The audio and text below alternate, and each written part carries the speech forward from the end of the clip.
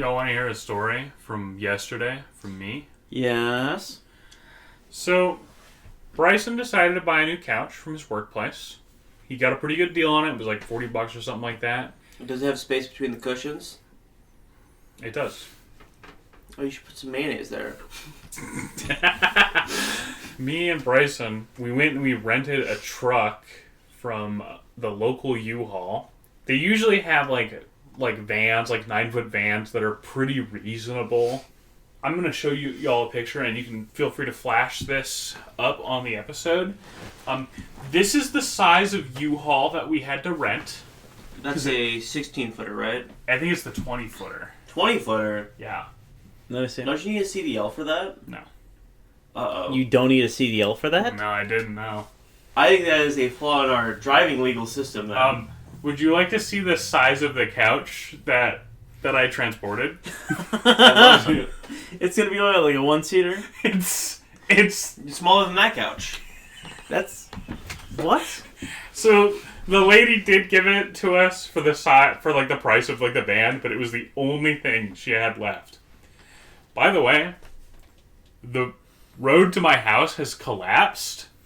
So to get to my house, you have to take the back roads to my house, which includes 3 separate 1-lane roads that are sketchy as fuck. And Millhouse, you've taken the back roads to my house, right? You remember all those twists? Yeah, just imagine me in a fucking, 20-foot U-Haul creeping up all those twists and turns just to eventually hit my driveway. And you've both seen my driveway. That van's not getting up. Brandy, that picture is from the top of my driveway. Excellent. It was like a 400-point turn to get it turned around, though. All right.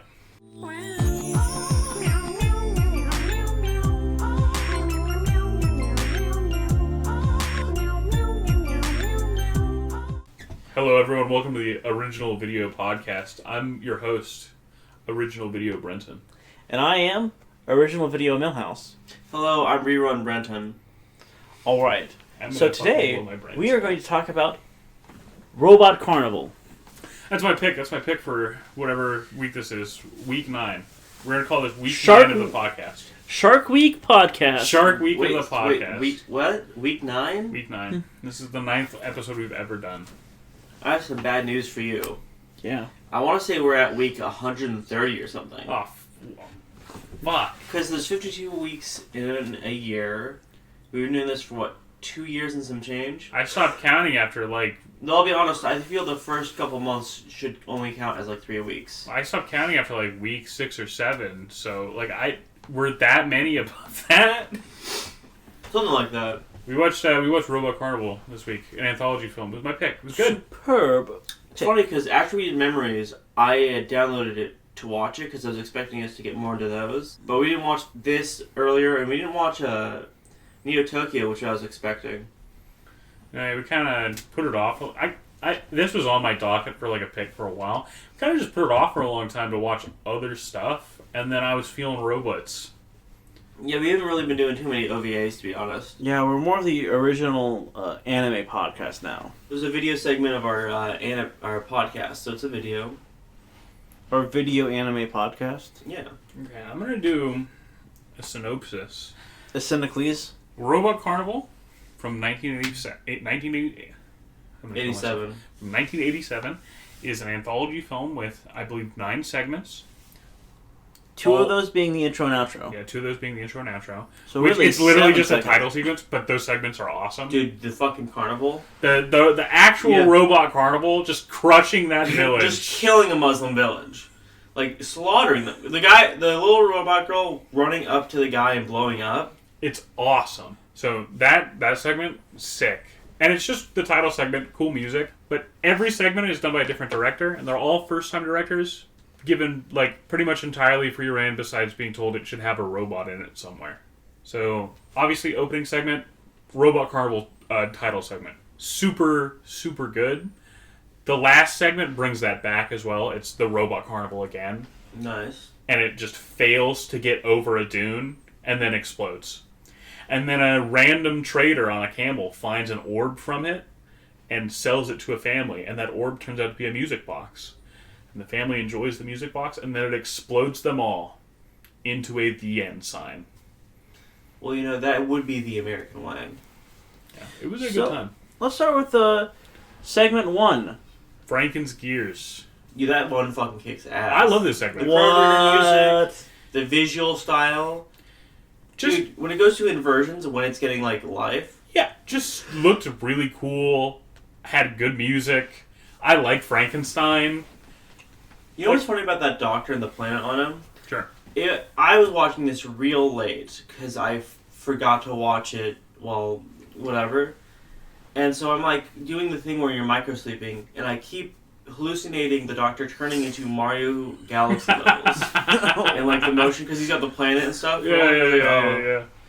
Oh, and I watched a 2-hour Mario Galaxy 2 video that day. The one about the dude saying how far could he get. To be honest, guy's kind of yoked.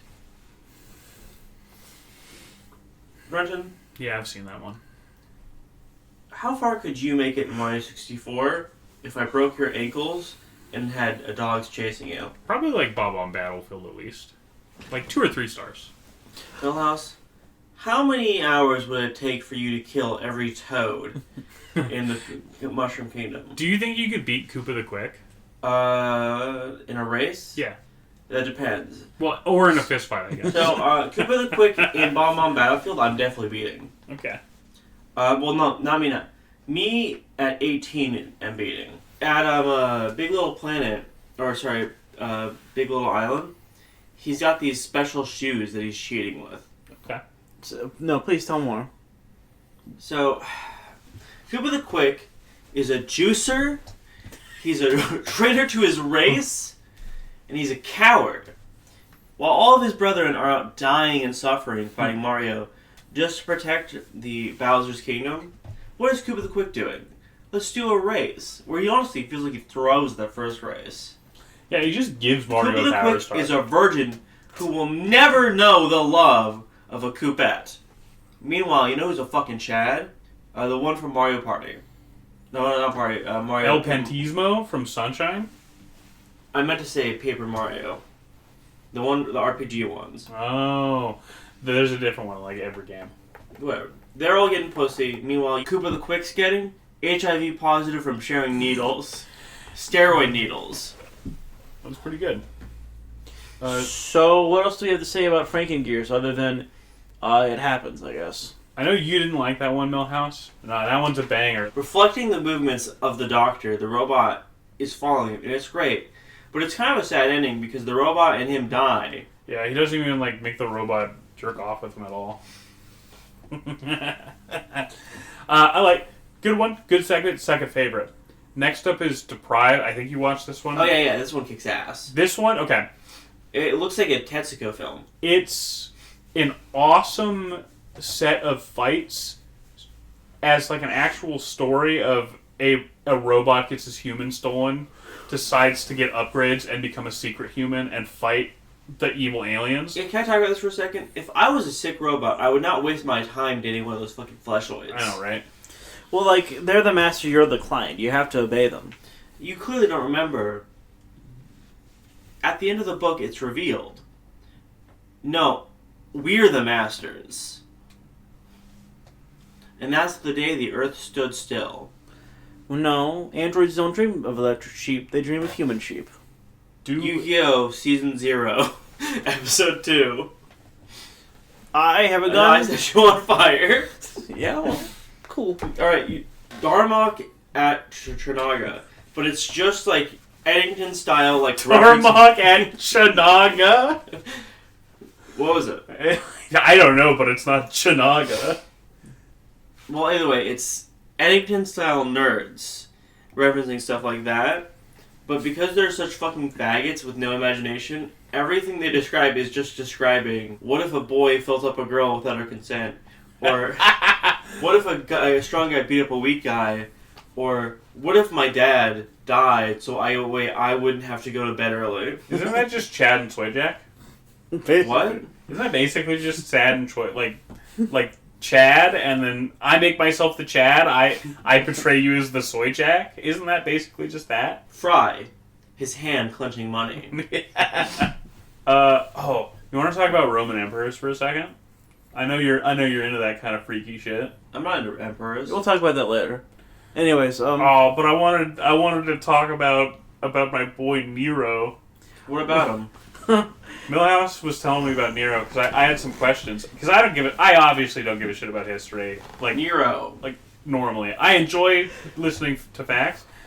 Millhouse was telling me about how Nero asked one of his slaves to kill him to like avoid being tortured by the Senate, and I was like, so what'd they do to the slave? And Millhouse was like, well, they killed the slave, and I was like, oh, come on, really? What was he supposed to do? And not kill Nero. He had no power at that point. Well, true.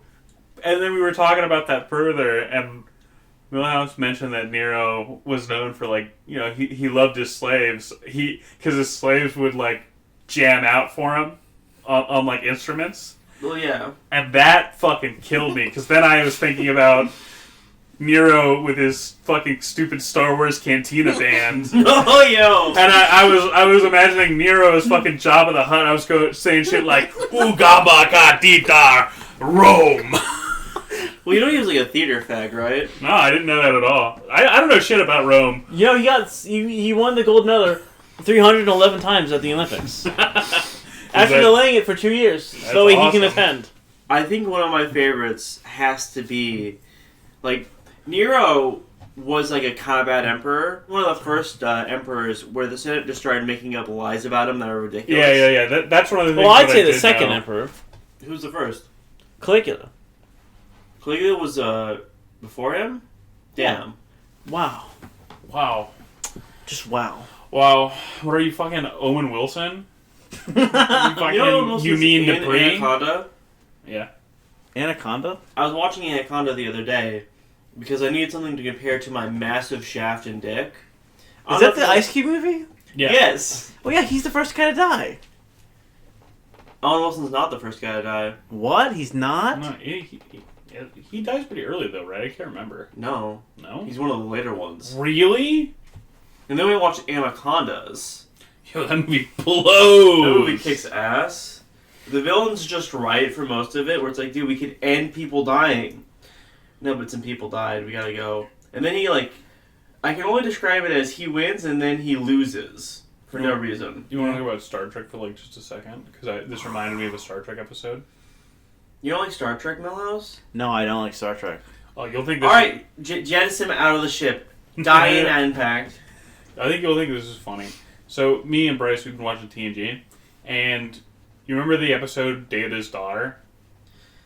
Yeah, I remember that one with Not a great episode. His daughter, I forget her name's Slimehole, right? Something like that. But at some point, Data's talking to Beverly Crusher, and he's like, Beverly, you're a parent. How do you deal with the fact that your boy is autistic?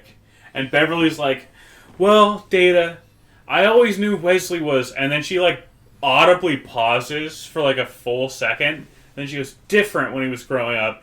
And I turned to Bryce and I was like, she should just call him a faggot. She should just say Wesley is a faggot because she raised a faggot. To be honest, Dr. Crusher is a great example of a negative role model. Someone to avoid. Yeah, I would not want to be like her, no. Dude, I don't blame Wesley for anything because his mom just fucking sucks. You're right. He did unfortunately get raised to be a faggot, though. Yeah. Now, the thing is, he leaves his mom at some point, and he gets way better, so... Okay. Who's the real monster? Frankenstein or Frankenstein's monster? No, it's Dr. Frankenstein's bitch wife, and that's why they had to kill her. One more thing I want to say. So, Data's daughter, what's her name? I don't remember. It's fucking LMAO or something boop? like that. You think if you put Vaseline down there, it'd be permanently prepared? Oh my god. What the fuck happens in fucking Star Trek? There's a lot of sex episodes. Riker... Data just kind of does stuff. Riker, by the way, Isn't he a fucking robot? Yeah. He has sex with people. He has sex with one people. So what happens is, Star Trek: The Next Generation was for 14-year-old losers, and 14-year-old kids. That's why the Wind Girl, Counselor Troy, is just wearing like a skin-tight suit. Yeah, so I can jerk off to it every episode. So I'm a loser. It's so cool that fucking Voyager started out not having a sexy girl, and then they went. I mean, 7 of 9, by the way. I think she has one of the most egregious designs. I'm sorry, you don't think Tuvok's a sexy girl? I do think Tuvok's genuinely the sickest character. I think Kim's probably this. All right, me and Brenton, we're gonna do this. Sexiest character in each Star Trek, going backwards from Voyager. Voyager. Mm-hmm. Kim. Voyager. Okay, Kim's up there. You know, 7 of 9 is up there as well. I'm forgetting her name. Neelix's his girlfriend. Oh yeah, she's great. Dude, she's fucking. All right, Deep Space Nine. Oh, Kira. Kira's so hot, but credit to not Jadzir, Ezri Dax, and Bashir. Bashir should get some credit. Yeah, Bashir, but I don't know about Ezra. Whatever. TNG, Worf. By the way, Milhouse's literally asleep for this segment. It's the most boring thing ever. We're cutting out snoring. Tasha Yar is also good, up there. But I want to actually give it to fucking Q. Q's up there, but no, not Q. Hugh. Who's Hugh? The Borg. The Borg guy. Oh no. Hugh Hefner, like the fucking guy who made the planet. Hugh Hefner. Oh, Barclay. TOS original. Oh, Uhura. Well, I do like Uhura, but no, probably Chekhov. Chekhov. Yeah. What are you, a fag-off? Alright, and that's enough of our... Who would you fucking Star Trek the list? The Next Generation. Alright, anything to say about Desire? Deprive. Deprive is the one we did. It's okay. I already said it. Next up is Presence. This is the one that you would have actually needed subtitles for. Oh yeah, I got this far into the movie before realizing I didn't have subtitles. I didn't have enough time to download it before they got here, so... Okay. I just didn't. So this is like super... I would recommend you finish it later, because there's some good segments in there. I'm going to. I just want to watch it on my own so I can... Yeah, enjoy it, yeah. Super important, sort of factual film analysis. Go. All right. So premise is a world... Presence is a world of... This is. He said this is his favorite segment. He can't even get its name right. Not even... It's my second favorite. No, it's Premise. Premise. Yeah. So, like, there's robots in the world. You see any mice in there? Premise, yeah. Guess what? There's England. There's robots. And these robots speak and they suck. And they decapitate their teacher and kick his head around. And then robots are dead in... Their bodies are dumped in the river. They're dumped in the trash cans. And the main character... I didn't see that. The dumping them in the river, that's really bad. Yeah. It's really bad for the river. But you know what? There's a main character, and his name is Faggot Cuck fucking Cylinder Head. Can you say his real name? No. He doesn't have a name. They never say that was it. a layup for you to say Faggot Cock Cylinder Head. I'm not funny, sorry. So Faggot Cock Cylinder Head, his mom died when he was born or whatever. So he never felt the touch of a woman. So I don't understand why people love each other. Even though I have a wife that I have sex with and a daughter that loves me, I don't understand them. She's really the man in the relationship. So I'm going to build a robot that's going to be my mommy. What the fuck? And I'm going to make her look like a manic pixie girl. So genuinely, okay, Millhouse is taking the piss. Genuinely, the premise of this is a guy builds like an automaton to like help himself feel human connection because he doesn't feel it in his own life and in society. And then at some point, the automaton like looks at him and goes, "I want to like love you, feel love. Will you like love me?" And he freaks the fuck out and kills it. And then it cuts to like many years later, where he's an old man, and he has a dream about the automaton showing up and like talking to him and then exploding. And he goes, "Well, that's unsettling." And he goes back to his old workshop. And he opens up the door and he sees the automaton all fucked up on the floor. Where he left it. Yeah, where he left it. He didn't clean up for years? No. Guess what? He's not going to clean up. And then it cuts to even more years later where he's even older. And the automaton shows up and takes his hand and leads him to heaven. And this is a scene that's entirely needless. And, like, well, actually, it detracts from the film. It really should have cut after the first, cut forward. I didn't. It should have cut like the second. Stop. Are you guys kidding? No. The reason. No. The reason why the heaven scene's necessary is because you need to know that robots go to heaven, and so treating them poorly sends you to hell.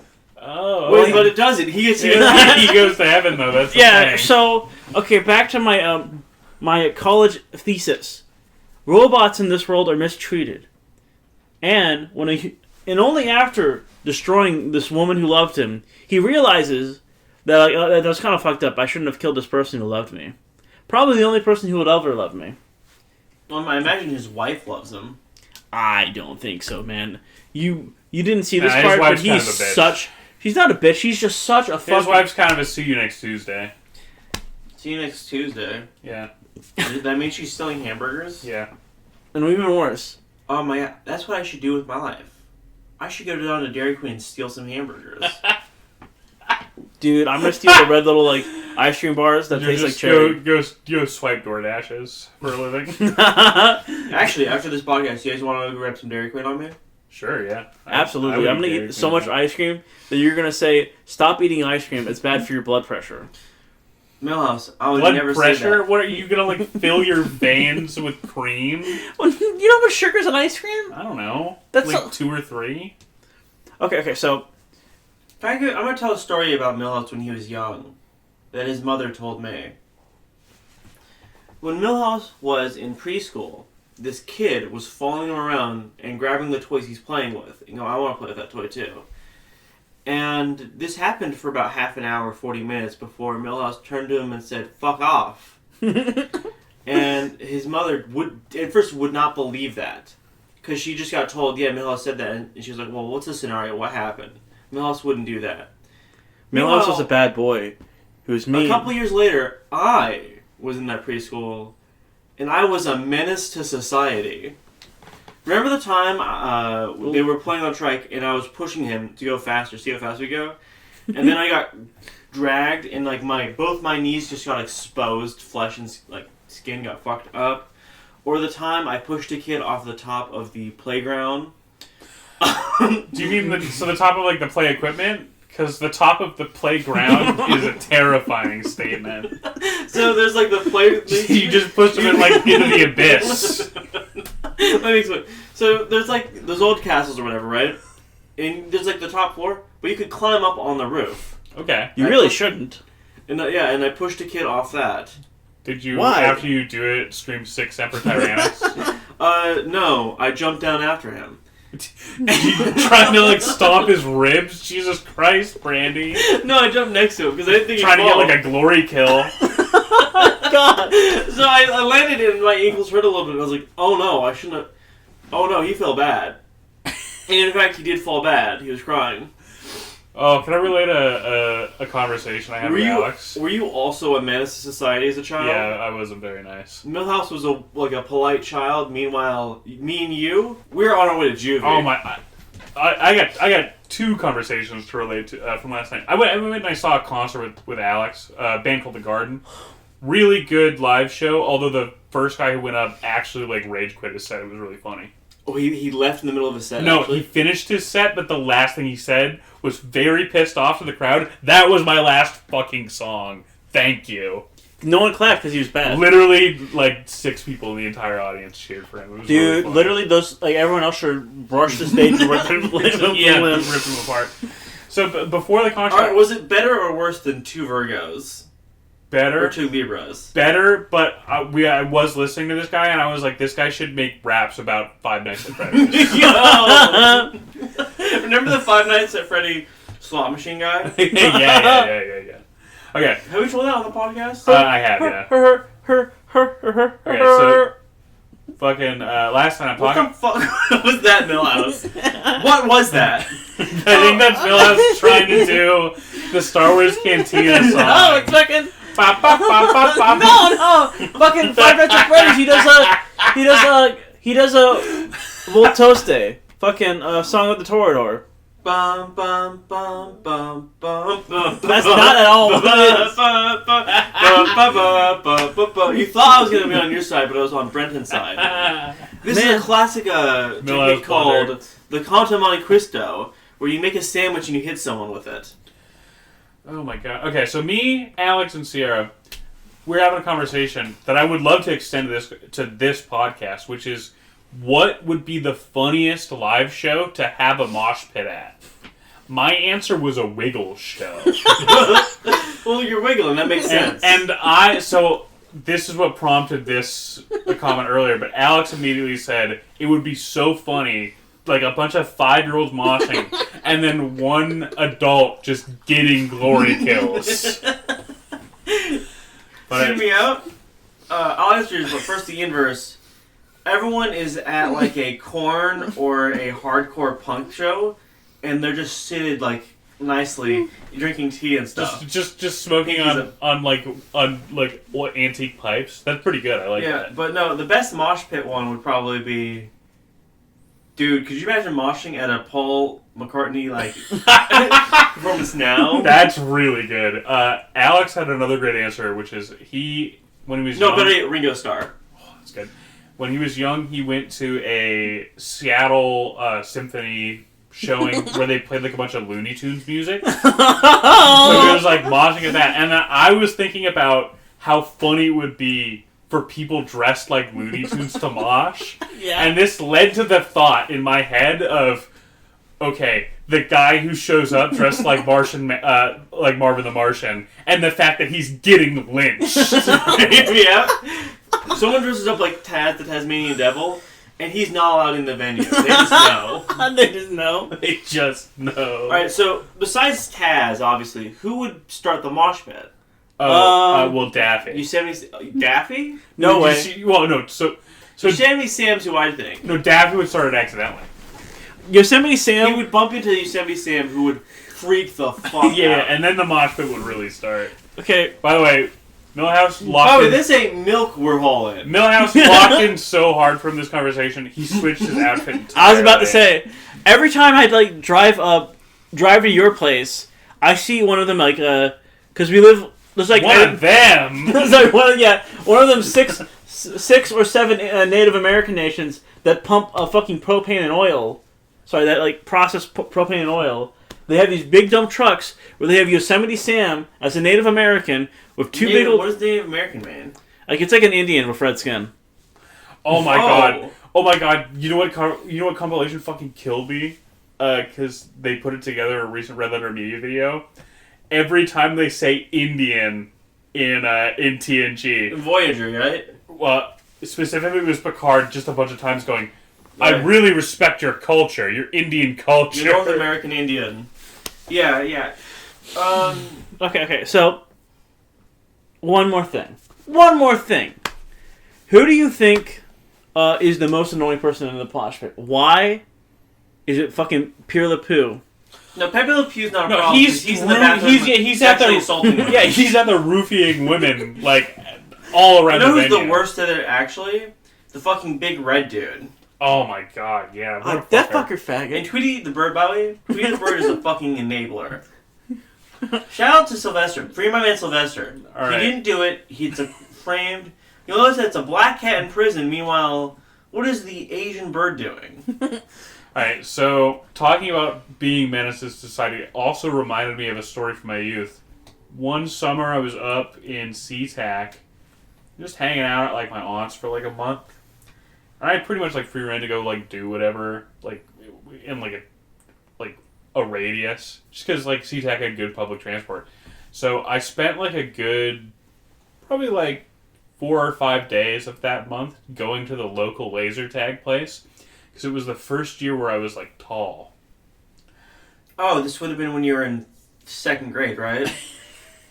So imagine me the first year I'm tall with a beard, and I'm not like in great, but I'm just like turning corners and just looking at 9-year-old kids and just rushing them down. Alright, Brendan. How many parents walked up and said, "How old are you?" I got multiple complaints. Like, actually.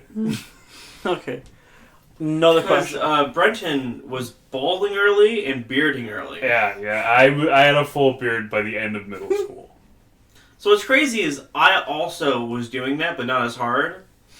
Alright, so... Millhouse... What do you guys feel about presents? Did you guys like week? I like presents. Christmas is great. This is my second least favorite one. This one's my second favorite. But I don't think any of the segments... I don't think anything in this movie sucks completely. If you don't like a segment, that's fine. They don't last very long. Yeah, this is also the one where I quit. I gave up watching it. Yeah, but this is the one where you would actually need dialogue. Yeah. So, which is probably why. But how long until we hit the Robot Carnival? That's literally the next one. All right. So that's the reason I downloaded this is I saw some footage on Retro. That fucking beautiful designs. Yo, it looks like Double Zeta. Absolutely. Honestly, the main girl. She reminds me a lot of Yoshino's sister in Tokimeki Memorial. So this one's probably my least favorite one of the entire thing. Is it because you don't get to date her? However, it's not bad. It's a great time, but it's basically just a music video. It's just what if we just threw a bunch of Char's counterattack designs on? There's Rooks, there's fucking Mashamir, there's the big Tetsura, evil fucking robot. The big evil fucking robot. Decepticon. Yeah. Now, I'm going to disagree with you. I think all robots in this movie are gay. Insane take. This movie is filled with cool robots. Every single sour grapes, you fucking soft skin. Nah, robots are gay. Robots fucking suck. Except for the one in the Meiji period. Those two are really cool. This one's fun. The Meiji period. I don't have a ton to say. Production wise, this one is said to have been inspired by Take On Me, though. Yeah. Dude, I fucking love that music video. Yeah, it's a good one. Dude, she's in the drawing and then she's outside the drawing. I think that's a metaphor for Christianity, man. Yeah. And then she gets the guy that's trapped in this material paper world and she brings him to the real world. The world of our Lord and Savior, Christ. That's cool. So... Okay. The next segment is Cloud. That sucks. Is that the character from FF7? Yeah. You wish. It's so Cloud is probably the most art house of any of the segments because it's literally just a robot walking. Why? Just a robot walking, and then in the background, the history of man happens behind it, up to the end of humanity. I liked it. It's maybe my third favorite segment. No, you're such a son of a bitch. Stop. Okay, so you guys can't see it because this is an audio-only podcast. I'm killing myself over and over again, and shooting ropes. Yeah, you gotta get one friend. Just drenched me. Yeah. Like the Whitest Kid You Know sketch. So, Brenton, how many material do you think you could fit in your body? Material? Me? A lot. It could be on a string. A lot. What's material? It's the little orbs in Final Fantasy VII that you put in your weapon, kind of like Dark Cloud, to make it better, / your character's armor and stuff. I remember there's one material you get where it lets you breathe underwater, and I think, it's good for the game, but why doesn't every human being on the planet just wear that material always? Well, not everyone can have materia, right? Isn't only for superheroes? I mean, as long as you wear clothes, if you could just slot it in. I don't know enough about FF7 to make opinions on this. Alright, so you know Final Fantasy X? Yeah. What if it was 3 less than that? So which characters do they drop? I'm gonna fucking blow my brains out. Okay. This is the first hot episode, and you could really feel it. We're fucking losing it. Yeah, okay, so... The next segment is Strange Tales of Meiji Machine Culture Westerners Invasion. This is the other one that has dialogue, Brandy.